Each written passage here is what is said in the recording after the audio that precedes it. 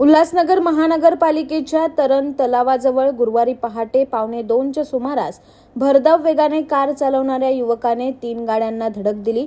सुदैवाने एका ॲक्टिवावरील 4 वर्षाचा चिमुकला या अपघातात वाचला असून त्या चिमुकल्याच्या आईने कार चालकाला चांगलाच चोप दिलाय।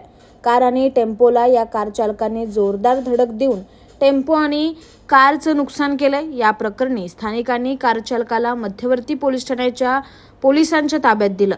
तो 19 वर्षाचा युवक असून त्याच्याकडे गाडी चालवण्याचा परवाना आहे की नाही हा प्रश्न सुद्धा उपस्थित झाला आहे। मात्र रात्री उशिरापर्यंत या प्रकरणी कोणताही गुन्हा दाखल झाला नाही।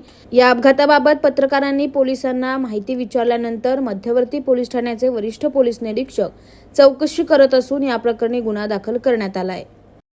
इतनी छोटी बच्ची है वो। अच्छा बाहर आ जा। हाँ आ रहा हूँ, एक मिनट आ रहा हूँ। मेरी बच्ची को कुछ होता था, उसको मैंने आंटी इसलिए छोड़ा क्योंकि उसको लेके आएगी। सॉरी नहीं गलती से लग गया।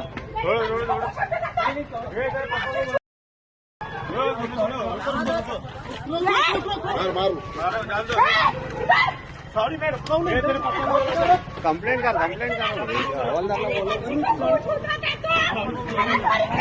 भैया आंटी यार बच्चा तो नहीं करना। एक सेकंड रुको।